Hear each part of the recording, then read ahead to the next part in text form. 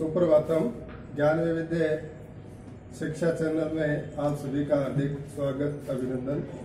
जैसा कि कल हमने संस्कृत शिक्षण के अंतर्गत गद्य शिक्षण के विषय में पढ़ा था, आज हम जिस इकाई के बारे में पढ़ेंगे उस इकाई का नाम है पद्य शिक्षण। तो पद्य शिक्षण में सर्वप्रथम हम देखते हैं कि काव्य से स्वरूपम, काव्य का स्वरूप क्या है। उस काव्य के स्वरूप के विषय में अनेक विद्वानों ने अपने विचार यहाँ पर प्रस्तुत किए हैं। तो काव्य के स्वरूप में बता रहे हैं कि काव्यम किम भवति इति जिज्ञासायां प्रस्तुताः अनेकासां विदुषां विचाराः तत्र प्रस्तुयन्ते। और उन्हें विद्वानों में सबसे पहले जो साहित्य दर्पणकार पंडित विश्वनाथ हैं वो आते हैं और वो जो काव्य का स्वरूप है उसके बारे में अपनी जो परिभाषा दे रहे हैं, वो कह रहे हैं वाक्यम रसात्मकम काव्यम, अर्थात रस युक्तम वाक्यम एव काव्यम भवति। रस से युक्त जो वाक्य है वो ही काव्य कहलाता है। अगले विद्वानों में पंडित राज जगन्नाथ आते हैं, जिन्होंने जो काव्य की परिभाषा दी है वो रमणीयार्थ प्रतिपादक शब्द काव्य, अर्थात यो शब्द रमणीय अर्थ से प्रतिपादनम करोति सह काव्यम भवति। रमणीय अर्थ का प्रतिपादन करने वाला जो शब्द है वो ही वाक्य कहलाता है, काव्य कहलाता है सभी। तो आगे फिर मम्मट आते हैं, जिन्होंने अपने काव्य प्रकाश ग्रंथ में जो काव्य की परिभाषा दी है वो है तद्दोषौ शब्दार्थौ क्षय गुणावलंकृति पुनः वापि, अर्थात कि तद अदोषौ क्षय गुणः अलंकृति ही शब्दार्थौ काव्यम भवति। अर्थ दोष रहित गुणों से युक्त अलंकारों से अलंकृत जो शब्दार्थ हैं वो ही काव्य कहलाते हैं। उसके बाद में अगले जो विद्वान आते हैं वो आते हैं अभिनव भरत। तो अभिनव जो भरत हैं वो जो काव्य की परिभाषा दे रहे हैं वो कह रहे हैं कौतूहल विश्वत्वम काव्य सारस्य। क्या बता रहे हैं? कौतूहल विश्वत्वम काव्य सारस्यम। अगले जो विद्वान आते हैं उनमें भोजराज आते हैं। तो भोजराज ने जो काव्य की परिभाषा दी है वो क्या है कि निर्देशम गुणवत् काव्यम अलंकारैहि अलंकृतम रसान्वितम कवि कुर्वन् प्रीतिम प्रीतिम से विन्दति। भोजराज बता रहे हैं कि निर्देशम गुणवत् काव्य यानी संपूर्ण काव्य या काव्य उसी को कहा जाता है जो गुणों से युक्त हो, अलंकारों से अलंकृत हो, रसान्वितम और रसों से युक्त हो। इस प्रकार की काव्य की रचना करने वाला जो कवि होता है, जो विद्वान होता है, वो संपूर्ण जगत में कीर्ति और प्रीति दोनों को प्राप्त करता है। अगले जो आचार्य आते हैं वो आते हैं रामचंद्र शुक्ल महाभागानुसारम काव्यम चित्त मुक्ति साधनार्थम मनुष्यस्य वाणी यम शब्द विधानम करोति तत्काव्यम भवति।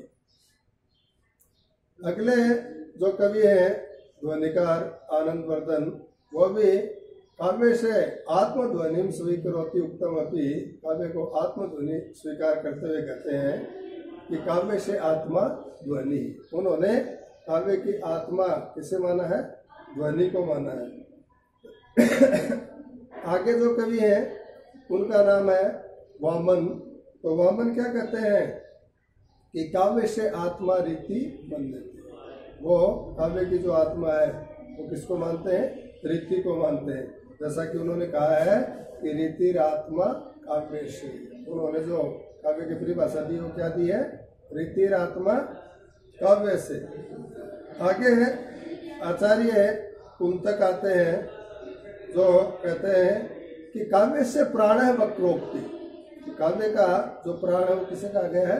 वक्रोक्ति को कहा गया है। उन्होंने काव्य के प्राण के रूप में वक्रोक्ति को स्वीकार किया है, जैसा कि उन्होंने परिभाषा दी है वक्रोक्ति ही काव्य जीवितम, यानी वक्रोक्ति है वो ही काव्य का जीवन है। अब इन परिभाषाओं के पश्चात हम देखते हैं कि संस्कृत काव्य पाठ से बेहतर है। संस्कृत जो काव्य पाठ है वो कितने प्रकार का है, उसके कितने भेद स्वीकार किए गए हैं। तो उनमें जो पहला जो भेद है वो है रस पाठ है, और द्वितीय जो भेद है वो है बोध पाठ है। तो अब हम देखते हैं कि रस पाठ है का मतलब रसात्मकम पाठ है, रसात्मकम पाठ है। इसमें हम देखते हैं कि संस्कृत साहित्य रसास्वादन से महत स्थानम वर्तते। संस्कृत जो साहित्य है उसमें रसास्वादन का जो महत्व है वो बहुत अधिक है। रसात्मक पाठांतर्गत रसात्मक पाठस्य वाचनम छंदानुरूपम लय आरोह अवरोह भावानुगुणम सस्वर वाचनम भवति। रसात्मक पाठस्य प्रधान उद्देश्यम रसानुभूति प्राप्ति ही अस्ति। कह रहे हैं कि रसात्मक जो पाठ है उसका जो प्रधान उद्देश्य है अर्थात जो मुख्य उद्देश्य है वो है रसानुभूति, रसों की अनुभूति प्राप्त करना। प्राथमिक स्तर रसानुभूति ही ध्वनि ही सरल मनोभाव है इत्यादि स्थूल तत्वानाम आधारिता भवति। माध्यमिक स्तरे उच्च स्तरे च अलंकारेषु रसेषु व्यंजित अर्थेषु च आधारिता भवति। द्वितीय जो भेद है वो है बोध पाठ है। इसमें हम देखते हैं कि बोधात्मक पाठानाम पाठन विधि गद्य पाठानाम सदृश भवति। कह रहे हैं कि बोधात्मक जो पाठ है उनकी जो पढ़ाने की विधि है, पढ़ाने का जो तरीका है वो गद्य पाठों के समान होता है। पद्यात्मक बोध पाठेषु छंदोबद्धता अद्भुतता च भवति। छंदोबद्धता अभूतता कारणात् एव गद्य पाठन पद्य बोधात्मक पाठन विद्यो भेदः जायते। अत्र छंदोबद्ध कारणात् अन्वय आवश्यकता भवति। अन्वय माध्यमेन एव अर्थ ग्रहणाय जायते। अन्वय के माध्यम से ही हम अर्थ ग्रहण कर सकते हैं। बोधात्मक पाठस्य प्रमुख उद्देश्यम छात्रेषु ज्ञानस्य अवबोधकरणम भवति। कि जो बोधात्मक पाठ है उनका प्रमुख जो उद्देश्य है वो छात्रों में ज्ञान का अवबोध कराना होता है। आगे भावानुकूल छंदो अनुकूल, भाव के अनुकूल और छंद के अनुकूल वाचन से महत्व, वाचन का महत्व क्या है वो बता रहे हैं। अर्थात हम ये भी कह सकते हैं कि काव्य शिक्षण से उद्देश्यानि कानि, काव्य शिक्षण के उद्देश्य क्या है उनके बारे में हम देखते हैं। तो पहला जो उद्देश्य आता है वो आता है छात्रेषु संस्कृत पद्यम प्रति काव्य ग्रंथान प्रति च अनुरागोत्पादनम। छात्रों में संस्कृत पद्य के प्रति और काव्य ग्रंथ के प्रति अनुराग उत्पन्न करना। द्वितीय जो उद्देश्य है उसमें हम देखते हैं छात्रेषु छंदो अनुरूपम लय गति आरोह अवरोह पूर्वकम भावानुगुणम पद्य वाचन से योग्यता उत्पादनम करना। यानी पद्य का पूर्णतः ज्ञान होना कि प्रस्तुत पद्य में छंद क्या है, उस छंद में वर्ण कितने हैं, उस छंद का उच्चारण कैसे होता है जिसमें यति गति लय आरोह अवरोह भावानुगुण उसका अनुवाचन किया जाता है, वाचन किया जाता है। छात्रेषु पद्य निहित भावानाम अवबोधनम, छात्रों में पद्य में निहित जो भाव है उनका ज्ञान प्रदान करना। छात्रेषु पद्य पाठे आगतानाम कठिन शब्दानाम अर्थग्रहणस्य क्षमतोत्पादनम, छात्राणाम रसानुभूति सौंदर्यानुभूति प्रति अभिप्रेरणम, छात्रेषु कल्पना सकते हैं उत्पादनम, छात्राणाम रसानुभूति सौंदर्यानुभूति प्रति अभिप्रेरणम, छात्राणाम विभिन्न काव्य शैली भी सह परिचित करणम, छात्राणाम काव्य निहितानाम उच्च विचाराणाम आदर्शानाम छात्राणाम मनसि स्थापनम, और छात्राणाम काव्य पाठानाम निहित प्राचीन अर्वाचीन ज्ञानेन सह परिचित करणम, छात्रों के काव्य पाठ में निहित जो प्राचीन और अर्वाचीन, अर्वाचीन का मतलब नूतन और प्राचीन का मतलब पुराने, उस नए और पुराने नए ज्ञान के साथ, या यूं कहे कि पुराने ज्ञान के साथ नए ज्ञान से परिचय करवाना। छात्रेषु जीवनोपयोगी नैतिक मूल्यानाम विकास करना, छात्रों के जीवन के लिए उपयोगी जो नैतिक मूल्य है उन मूल्यों का विकास करना। छात्राणाम शब्दकोश से वृद्धि करना, छात्रों के शब्दकोश में वृद्धि करना। छात्राणाम काव्य से वाच्यार्थेन लक्ष्यार्थेन व्यंग्यार्थेन सह परिचित करणम, व्यंग्यार्थ लक्ष्यार्थ और वाच्यार्थ इन तीनों की छात्रों को जानकारी प्रदान करना। आगे जो पद्य पाठ है उन पद्य पाठ का जो शिक्षण कर्म है उस शिक्षण कर्म को हम देखते हैं। तो पद्य पाठ का तात्पर्य यहाँ पर है पद्य शिक्षण की जो पाठ योजना होती है उसके जो शिक्षण बिंदु है उन शिक्षण बिंदुओं को हम क्रम से देखते हैं। तो सबसे पहले पद्य शिक्षण की पाठ योजना को करवाते समय हमें जो सबसे महत्वपूर्ण बिंदु है वो है श्याम पट की पूर्ति करना। तो सबसे पहले हम श्याम पट की पूर्ति करते हैं, जिसमें सबसे पहले हम क्या देखते हैं कि वहाँ दिनांक है, कक्षा है, विषय है, वो लिखा जाता है। उसके बाद में कालांश कि आप कौन से विद्यालय समय अनुसार कौन से कालांश में आप पढ़ा रहे हैं वो चीज देखी जाती है। उसके बाद में अवधि कि आपका जो कालांश है वो कितनी अवधि का है, ये इत्यादि सब को लिख करके श्याम पट की पूर्ति की जाती है।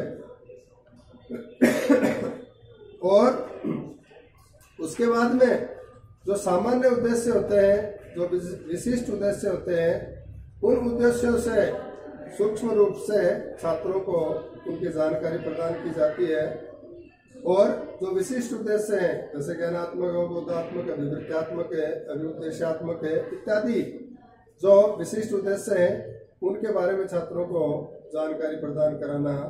और फिर आती है सहायक सामग्री कि आपके शिक्षण कार्य में प्रयुक्त होने वाली जो सहायक सामग्री है वो क्या है। तो उनमें जब सहायक सामग्री में हम देखते हैं कि सबसे पहले पाठ्य पुस्तकम, फिर सुधाखंड है, फिर मार्जनी और संकेतिका आदि जो सहायक सामग्री है जो शिक्षण कार्य में अनिवार्य होती है।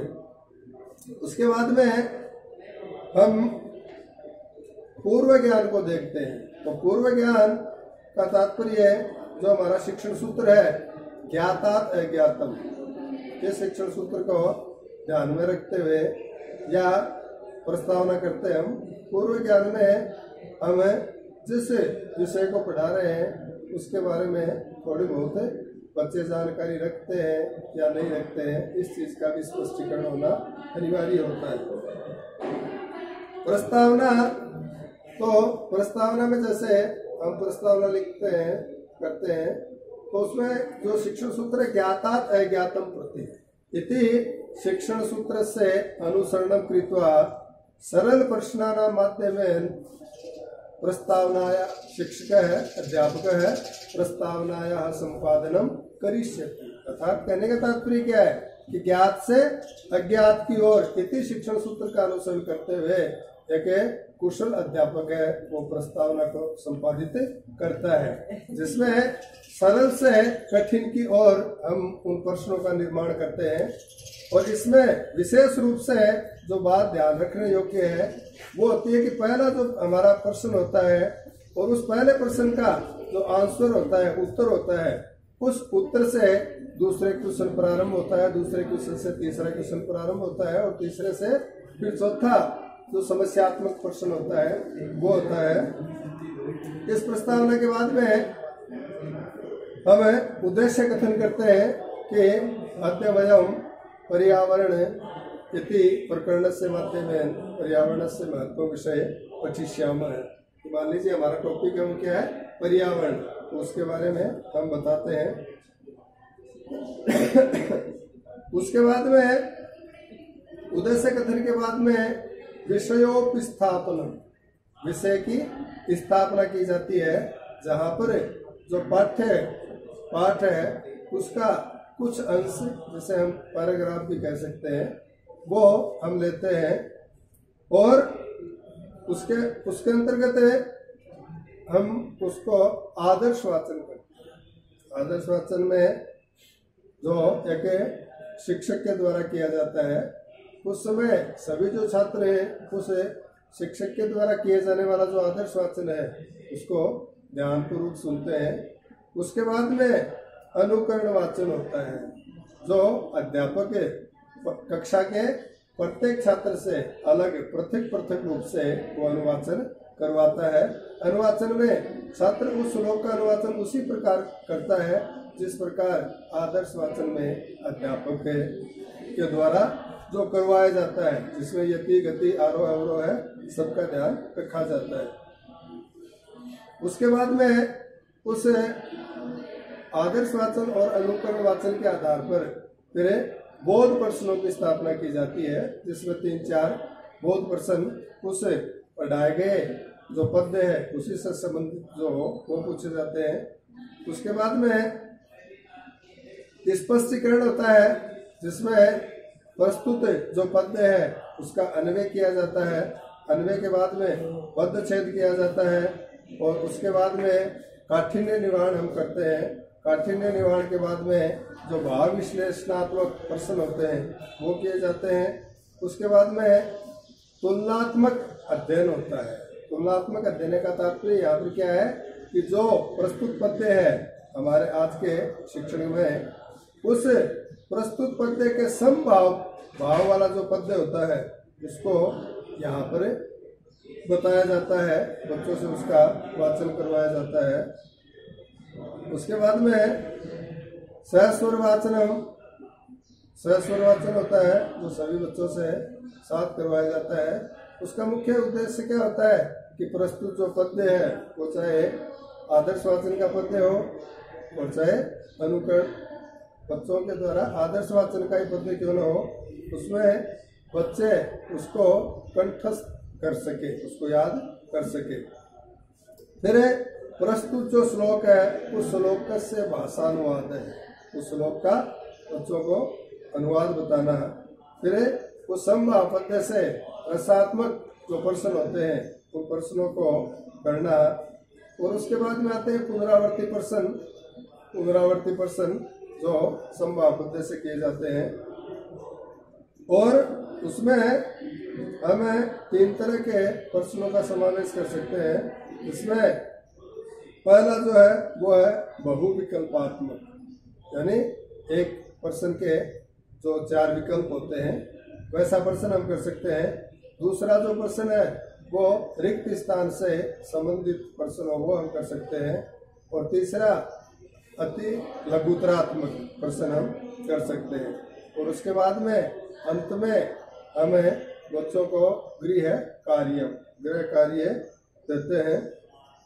इस प्रकार पद्य शिक्षण में प्रयुक्त होने वाले जो बिंदु है वो आपको बताए। इसके बाद में हम देखते हैं गद्य पद्य पाठयो भेदा।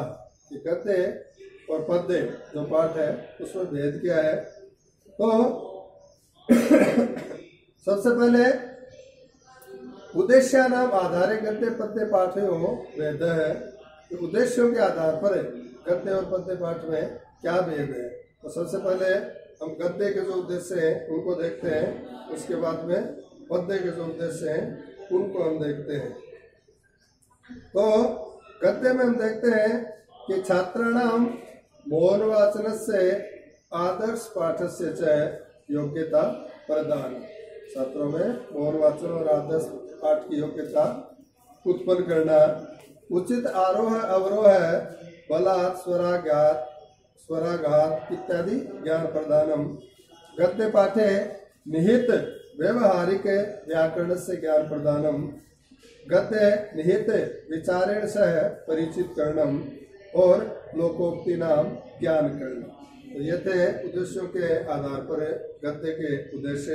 अब हम देखते हैं पद्य के उद्देश्यों को, जिसमें पहला जो उद्देश्य है वो है छात्राणाम रसानुकूल वाचन से योग्यता प्रदान करना। दूसरा लय गति भावानुसारम वाचन से योग्यता प्रदान करना। तीसरा है श्लोक निहित भावस्य ज्ञान प्रदानम। चौथा श्लोक निहित भावस्य अभिव्यक्त है योग्यता प्रदानम। और अंतिम है आदर्शोन्मुख श्लोकान कंठस्थी करणम। अब हम आगे देखते हैं वचन आधारे गद्य पद्य पाठयो वेद है। तो सबसे पहले गद्य देखते हैं, तो उनमें आता है आदर्श वाचन। तो आदर्श वाचन को देखिएगा, मुख्य रूपेण आरोह अवरोह पूर्वकम शुद्ध वाचनार्थम अवधानम प्रदीयते। मुख्य रूप से आदर्श वाचन के अंदर आरोह अवरोह पूर्वक शुद्ध वाचन की ओर ध्यान दिया जाता है। दूसरा अनुकरण वाचन। तो अनुकरण वाचन में क्या होता है, अनुकरण वाचनम छात्रैहि भवति। तो अनुकरण वाचन वो छात्रों के द्वारा किया जाता है। छात्र अध्यापक निर्देश अनुकरण वाचनम कुर्वन्ति। जिस छात्र को अध्यापक निर्देश देता है वही छात्र अनुकरण वाचन करता है। फिर बोध प्रसन्न। तो इसमें क्या होता है, वाचनीय बाल का नाम कियत अवबोध अवबोध के वाचन करते समय छात्रों को कितना ज्ञान हुआ, इति परीक्षार्थम, इस परीक्षण के लिए बोध प्रश्न क्रियन्ते, बोध प्रश्नों को किया जाता है। फिर आता है मौन वाचनम।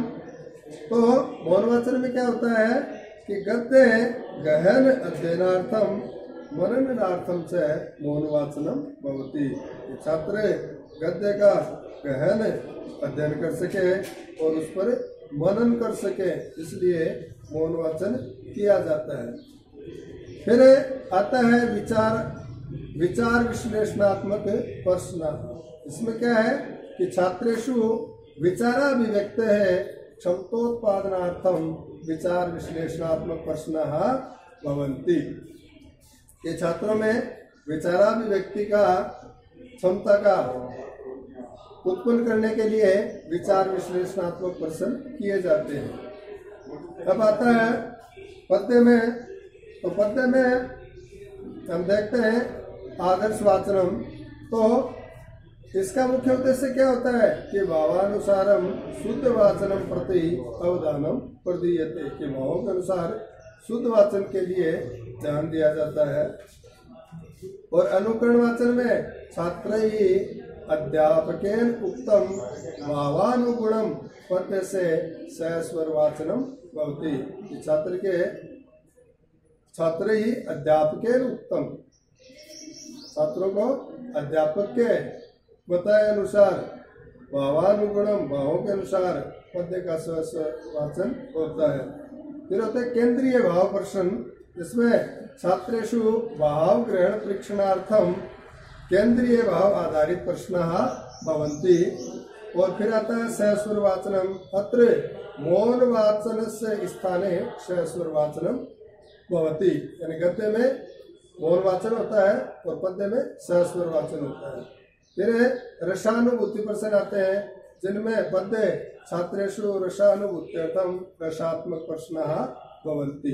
तो इस प्रकार से आज हमने हमारी जो संस्कृत शिक्षण की पद्य शिक्षण जो इकाई है उसका अध्ययन किया। इसमें आपको अधिक से अधिक जानकारी देने का प्रयास किया गया है, तो आप भी इसको अधिक से अधिक ग्रहण करें, स्वस्थ रहे, घर पे रहे। धन्यवाद।